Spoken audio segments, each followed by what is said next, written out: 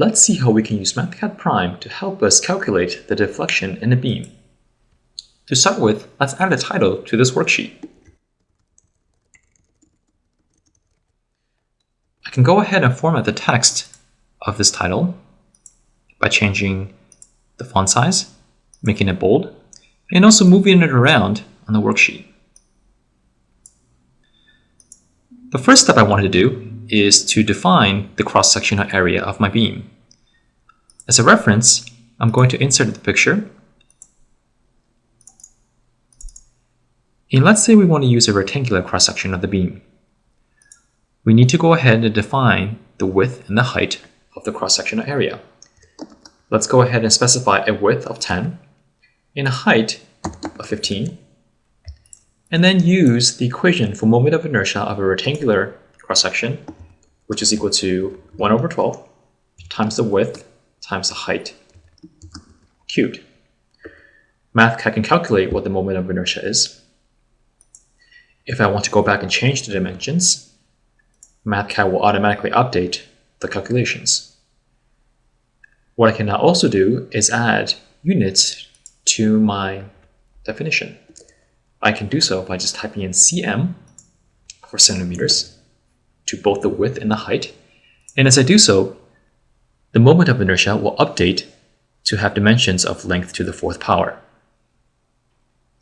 I can also specify some material properties, such as the elastic modulus of the beam. I can set that equal to 200 gigapascals.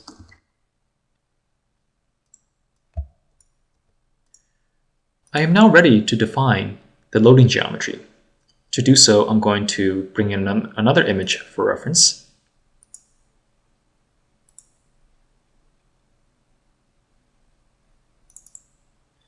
I can resize this image, and then go ahead and define the input parameters.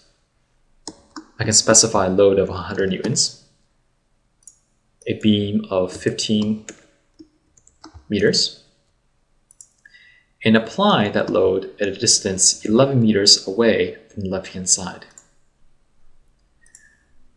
I can now go ahead and type in the equation that pertain to the forces acting on this beam.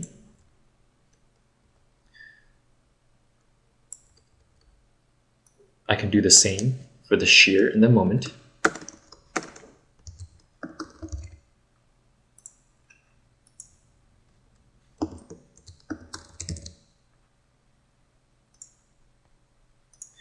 And finally, I can type the equation for the deflection in the beam.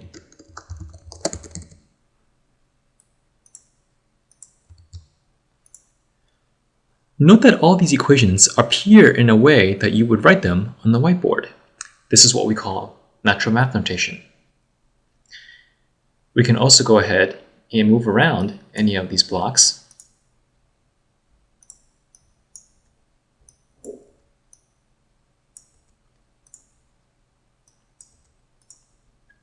Now we can add plots to this worksheet.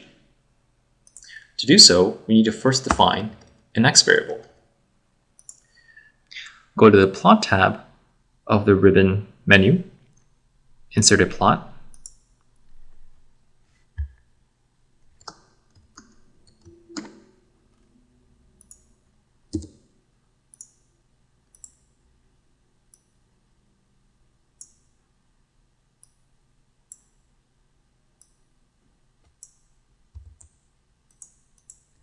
I can duplicate this plot for the moment as well.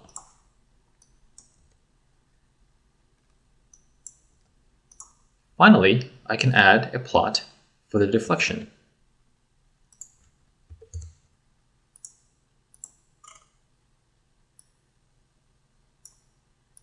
I can even add a vertical line that represents where the load is being applied.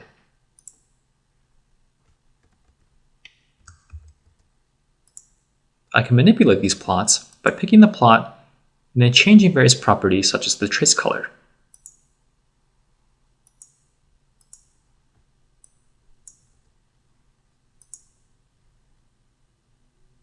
Assuming that you're documenting your analysis as you go through this worksheet, what we can do is go ahead and produce a final report. In this particular example, I've already created a title page. I've added headers and footers to my page, to my worksheet. I've broken it up into sections where I define the cross-section, define the material, define the loading geometry, and so forth. What I can now do is publish this worksheet to a PDF.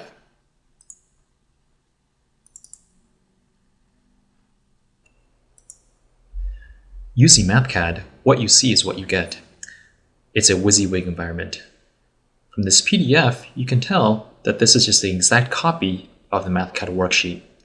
As long as you document your work as you go through your routine, then it becomes a very easy self-documenting application.